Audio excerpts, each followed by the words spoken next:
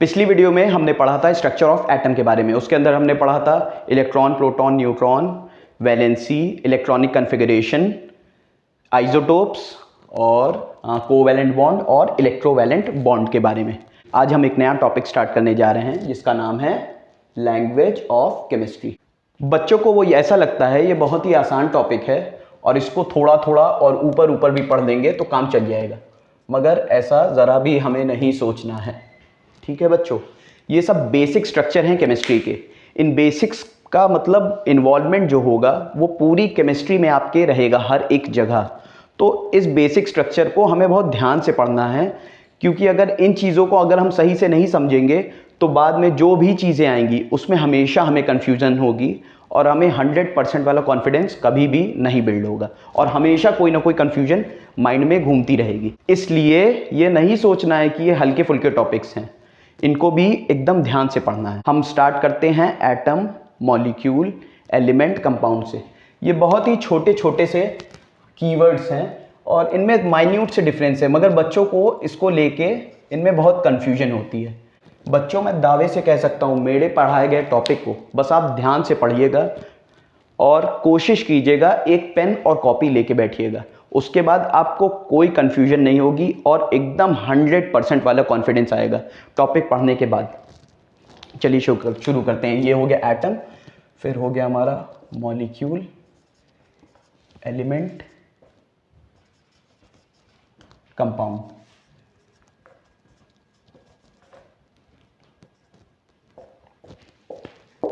Smallest unit of matter is called atom. हमने पिछली class में भी ये चीजें पढ़ी है। Smallest unit of matter is called atom. Molecule क्या होता है? एटम और a group of atom that have a capability of independent existence. या तो ये भी कह सकते हैं when you take individual atom and physically connect them together. When you take an individual atom and physically connect them together is called molecule. अभी last में बच्चों जब समराइज करेंगे तो इतने आसानी से आपको समझ में आएगा। अभी तो मैं डेफिनेशन के हिसाब से बता रहा हूं, फिर एकदम मतलब बोलते हैं ना according to the professor simply simple, उस तरीके से आपको लास्ट में बताऊंगा। अभी मगर ये भी जानना जरूरी है। एक बार मैं एकदम इजी तरीके से बता दूंगा तो नहीं एक बार में समझ आएगा। एलिमेंट क्या होता है? Molecule made up of same type of atom. एक टाइप के एटम से जब आपस में कंबाइन हो जाते हैं तो उन्हें हम कहते हैं क्या? एलिमेंट। या तो ये भी कह सकते हैं pure substance consisting of only atom that have same number of protons. क्या कह सकते हैं बच्चों? Same substance consisting of only atom that have same number of protons. ठीक है, इसके बाद ये समझिए हम लोग एलिमेंट। इसके बाद कंपाउंड क्या होता है? कंपाउंड के बारे में हम क्या कह सकते हैं? Pure substance formed by the chemical combination of two or more element in a fixed ratio by mass। इसको हम क्या कहेंगे? कंपाउंड। अब हम पढ़ते हैं according to professor simply simple वाली टेक्निक से। बच्चों, जैसा कि हमने बताया था आपको, एटम क्या होता है? एटम बनता है सब एटॉमिक पार्टिकल से मिलके। एटम किन चीजों से मिलके बनता है? सब एटॉमिक पार्टिकल। सब एटॉमिक पार्टिकल क्या होते हैं बच्चों? Electron, proton, neutron. Electron, proton, neutron से मिलके बना एटम। कई सारे एटम, जब एक से ज्यादा एटम हो जाएं, तो वो आपस में फॉर्मेशन करते हैं किस चीज का? मॉलिक्यूल का। एक से ज्यादा जब एटम हो जाएंगे तो फॉर्मेशन करेंगे किसका? मॉलिक्यूल का। अब एलिमेंट और कंपाउंड क्या होता है? हम इसमें सिर्फ दो सिंपल वर्ड ऐड करेंगे जिससे आपकी कंफ्यूजन भी दूर हो जाएगी और आपको हमेशा याद हो जाएगा एलिमेंट और कंपाउंड क्या होता है। हम ऐड करेंगे इसमें मॉलिक्यूल ऑफ। इसमें भी ऐड करेंगे बच्चों क्या? Molecule of. अब इसे हम क्या पढ़ेंगे बच्चों? Molecule of element. और इसे क्या पढ़ेंगे? Molecule of compound. अब सपोज ये हाइड्रोजन एटम हो गया और ये एक और हाइड्रोजन एटम हो गया। ये दोनों आपस में कंबाइन करके क्या फॉर्म किया? H2। ये एक हाइड्रोजन आइटम हो गया और ये दूसरा हाइड्रोजन आइटम हो गया। ये हो गया एटम 1, ये हो गया एटम 2।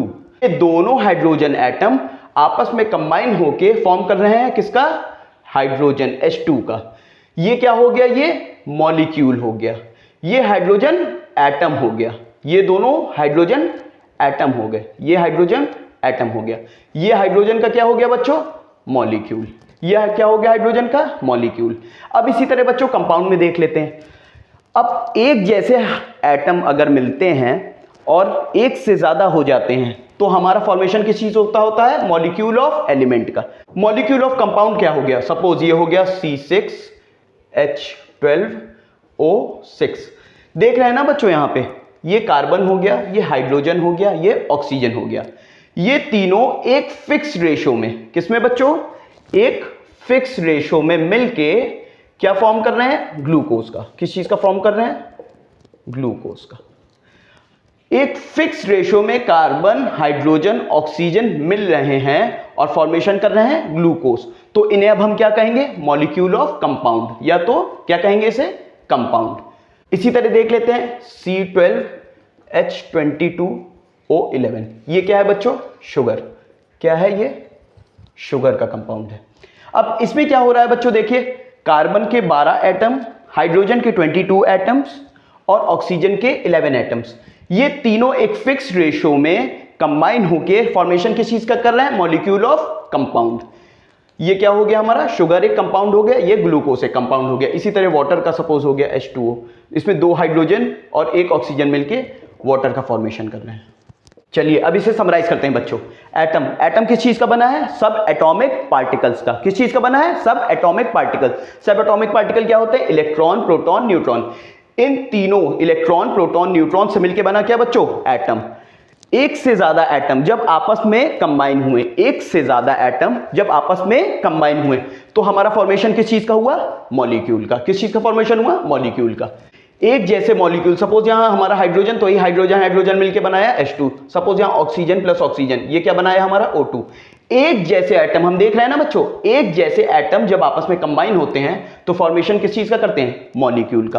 किस चीज का, मॉलिक्यूल ऑफ एलिमेंट। क्योंकि ये एक जैसे हैं, क्योंकि ये एक जैसे हैं, इस वजह से फॉर्मेशन किस चीज का कर रहे हैं, मॉलिक्यूल ऑफ एलिमेंट का। अब अलग अलग, अब क्या कर रहे हैं बच्चों, अलग अलग जो सारे एटम हैं, जैसे कार्बन 6 हो गया, हाइड्रोजन के 12 एटम हो गए, ऑक्सीजन के 6 एटम हो गए। अलग अलग एटम आपस में मिल करके एक फिक्स रेशो में, अलग अलग एटम आपस में एक फिक्स रेशो में मिलके क्या फॉर्मेशन करते हैं, कंपाउंड का। किस चीज का फॉर्मेशन करते हैं, कंपाउंड का। बच्चों हमेशा याद रखिएगा, आप इसको हमेशा पढ़ेंगे molecule of element, molecule of compound. इससे आपको किसी भी तरह की कोई कंफ्यूजन नहीं होगी। बच्चों अब बताइए, एटम, मॉलिक्यूल, एलिमेंट और कंपाउंड में कभी आपको किसी तरह का कोई कंफ्यूजन होगा, या तो कोई आपको कंफ्यूज कर पाएगा? बच्चों मैं दावे से कह रहा हूं, मेरे पढ़ाए गए टॉपिक को बस आप ध्यान से पढ़िएगा और कोशिश कीजिएगा एक पेन और कॉपी लेके बैठिएगा। आपको 100% वाला कॉन्फिडेंस बिल्ड कराने की रिस्पॉन्सिबिलिटी मेरी, और आपको किसी भी तरह का कोई कंफ्यूजन नहीं होगा, इसकी भी रिस्पॉन्सिबिलिटी मेरी। मैंने एक मॉलिक्यूलर कंपाउंड की टेबल आपके लिए प्रिपेयर की है, आप उसे भी देख लीजिएगा। ये हमारी मॉलिक्यूलर कंपाउंड की टेबल है, इसे आप देख लीजिएगा। इसमें सीरियल नंबर है, नेम है, फॉर्मूला है और एलिमेंट, जिन एलिमेंट से मिलके ये कंपाउंड बने हैं वो लिखे हुए हैं साइड में। सपोज ये नाइट्रस ऑक्साइड हो गया N2O, जिंक ऑक्साइड हो गया ZNO, Zn zinc plus oxygen से मिलकर बना है जिंक ऑक्साइड। ग्लूकोज हमारा हो गया जिसमें कार्बन, हाइड्रोजन और ऑक्सीजन से मिलकर बना हमारा ग्लूकोज। वाटर हो गया H2O, हाइड्रोजन और ऑक्सीजन से मिलकर बना हमारा वाटर। कार्बन डाइऑक्साइड हो गया CO2। इस पीडीएफ का लिंक मैंने डिस्क्रिप्शन में दे दिया है, इसे आप वहां से डाउनलोड भी कर सकते हैं और देख भी सकते हैं। सिंबल ऑफ एलिमेंट, किसी भी एलिमेंट को हम डिनोट करते हैं उसके एक सिंबल से, जिससे उसकी आइडेंटिटी क्लियर होती है। ये वही सिंबल है। सपोज जैसे एल्यूमिनियम हो गया, इसका सिंबल होता है AL। याद रखिएगा बच्चों, पहला लेटर हमेशा क्या होगा, कैपिटल होगा, और जो सेकंड लेटर होगा वो हमेशा स्मॉल होगा। कुछ एलिमेंट ऐसे होते हैं जिन्हें हम उनके लैटिन वर्ड से डिनोट करते हैं। सपोज जैसे ये हो गया कॉपर, कोबाल्ट, कार्बन। कॉपर को हम डिनोट करते हैं Cu, क्योंकि उसका लैटिन नेम होता है क्यूपरम। C हो गया, हमेशा कैपिटल से लिखेंगे, U स्मॉल से। कोबाल्ट को CO से डिनोट करते हैं, क्योंकि तीनों ही C से है तो हम एक जैसा नाम नहीं ले सकते हैं कि तीनों का CC यूज कर लें। तो कभी हम लैटिन वर्ड्स का यूज करते हैं, उसके हिसाब से लिखते हैं, और कभी कभी डायरेक्टली उनके इनिशियल्स से लिख देते हैं, जैसे कार्बन का C हो गया। जैसे आयरन होता है, आयरन का लैटिन नेम होता है फेरम, इसे हम Fe से डिनोट करते हैं। इसी तरह मैंने एक टेबल प्रिपेयर करके आपको दे दी है, उस टेबल को आप देख लीजिएगा। इस टेबल में कुछ एलिमेंट्स, उनके लैटिन नेम और उनके सिंबल मैंने मेंशन किए हैं। जैसे सोडियम का हो गया नाट्रियम, जैसे डिनोट किया जाता है Na से। पोटेशियम का kalium K, iron ferrum Fe, copper cuprum Cu, silver argentum Ag, tin stannum, tungsten wolfram W, gold aurum Au, mercury हाइड्रोजनम Hg, लेड प्लम्बम Pb, इसी तरह मैग्नीशियम एल्यूमिनियम का Al, कोबाल्ट का Co। कुछ non metals हम देख लेते हैं।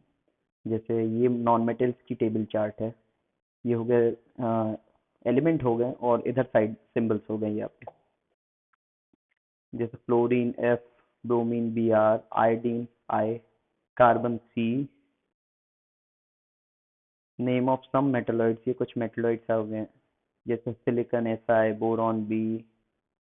और कुछ इनर्ट गैसेस भी देख लेते हैं हम, जैसे neon Ne, krypton Kr, helium He, xenon Xe, radon Rn। इस पीडीएफ का लिंक मैंने डिस्क्रिप्शन में दे दिया है, जहाँ से आप इसे देख भी सकते हैं और डाउनलोड भी कर सकते हैं।